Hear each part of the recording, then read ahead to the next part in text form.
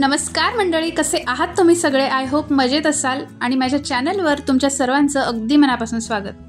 तर मंडळी, व्लॉग राखीच्या दिवसाचा आहे, पण मी जसं तुम्हाला प्रॉमिस केलं होतं की मी व्लॉग मंगळवार, गुरुवार आणि शनिवार या दिवशीच पोस्ट करेल, त्यामुळे हा व्लॉग आज येत आहे. कारण राखी शनिवारी होती आणि त्या दिवशी हे शूट झालं होतं सगळं. तर त्याच्यासाठी मी बरेच पर्याय ठेवले होते स्वयंपाकाचे, जसं पुरणपोळी, छोले वगैरे, पण त्याला पुरणपोळी आवडत नाही, म्हणून मग मी नंतर पुरणपोळीची डाळ वगैरे बाजूला ठेवली आणि नंतर मग त्याच्यासाठी छोले, पुलाव, पुऱ्या वगैरे हे सगळं केलं आणि शीरखुर्मा खास करून. त्यानंतर मम्मीने काही गोष्टी पाठवल्या होत्या, तिला मी सांगितलं नव्हतं, पण तिला कसं कळलं माहीत नाही की माझ्याकडे काही वस्तू नाही आहेत, तर तिने नागलीचे पापड, उडीदचे पापड पाठवले. आजीकडनं मी काही गोष्टी मागवल्या होत्या, जसे की शीरखुर्मा करण्यासाठी जे बारीक सिवय्या असते ती, मूगडाळ म्हणजे मूगडाळीचं पीठ जे भजींसाठी यूज होतं, त्याच्यानंतर दूध मसाला, खीर मसाला, आणि तिने बऱ्याच गोष्टी ज्या मी नाही मागितल्या त्या पण पाठवल्या होत्या. शेवटी माहेरून कोणी येऊ दे किंवा आपण माहेरी जाऊ दे, कधी कोणी रिकाम्या हाताने येत नाही, आपण पण माहेरून रिकाम्या हाताने येत नाही, म्हणजे वेगळंच असतं माहेरचं खरंच. तर आजीने एवढ्या सगळ्या काही वस्तू पाठवल्या होत्या, ड्रायफ्रुट्स वगैरे.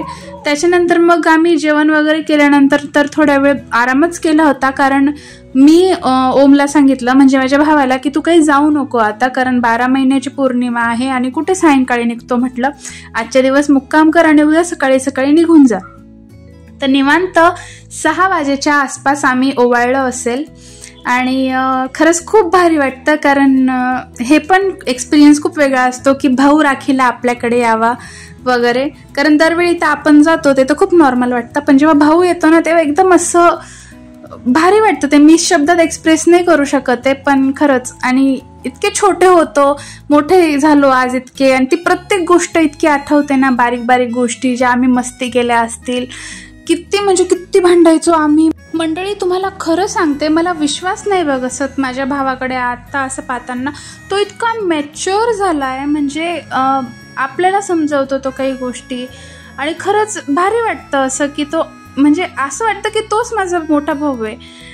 आणि त्यानंतर मग आई मला म्हणे की तू याला पण ओवाळून वगैरे घे, कारण मला नणंद वगैरे नाही आहे, चुलत नणंद आहे, पण त्या दुसऱ्या दिवशी आल्या होत्या आणि त्याच्यामुळे मग मी म्हटलं ठीक आहे, सांगतायत तर बांधून देते. असं पण मी माझ्या पप्पांना आधी राखी बांधायचेच, कारण मला असं वाटतं पर्सनली की आपल्या आयुष्यात जी जी व्यक्ती आपलं रक्षण करत आली आहे ना, त्या प्रत्येकाला राखी बांधण्यात काही अडचण नाही आहे. त्यामुळे म्हटलं ठीक आहे. आणि त्याच्यानंतर मग जेवणाच्या आधी, म्हणजे इथपर्यंत तर काय खायचं किंवा जेवणाचा काही विषयच नव्हता, तसं प्रिपेअर करून ठेवलं होतं सगळं आम्ही, की हॉटेलवरून शेवभाजी, त्याला पनीर वगैरे आवडत नाही, तर शेवभाजी आणि रोटी वगैरे आणली होती.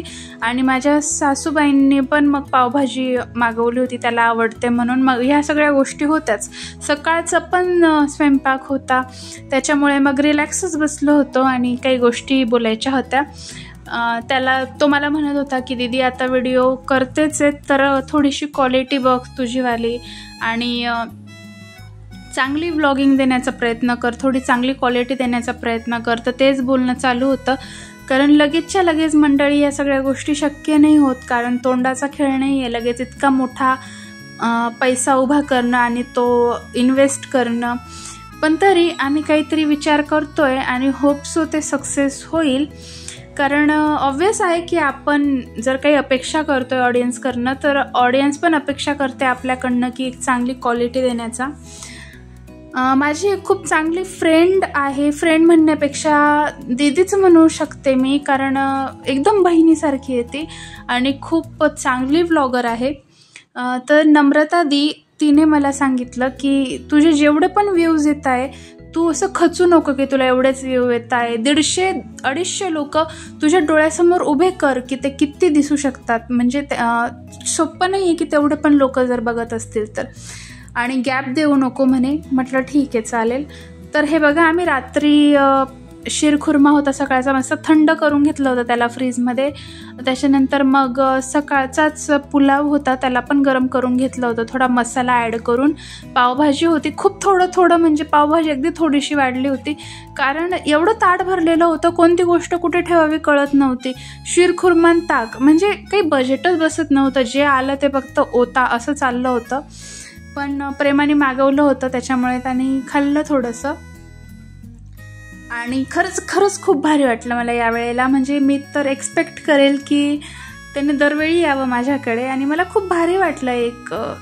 एक जबाबदार व्यक्ती फील होणं, म्हणजे एक लहान भाऊ आहे आपल्या घरी येतोय, असं एक वेगळा एक्सपिरियन्स होता तो माझ्यासाठी. मी वर्डमध्ये नाही एक्सप्रेस करू शकत आहे कोणालाच.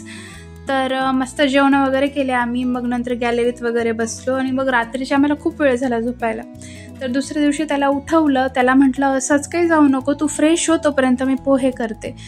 तर त्याने पोहे वगैरे घेतले, आणि त्यानंतर मग त्याला घाई होती कारण तो फिरायला जाणार आहे काही, म्हणजे आठवडाभर जाईल तो फिरायला, त्याच्यासाठी मग त्याला पटकन काढलं. त्याला म्हटलं हळू जा, कारण मग लहान किती पण मोठा झाला तरी थोडंसं टेन्शनच असतं की एकटा जातोय वगैरे वगैरे. तर फायनली तो गेला, आणि मंडळी तुमच्याकडनं पण निरोप घेते.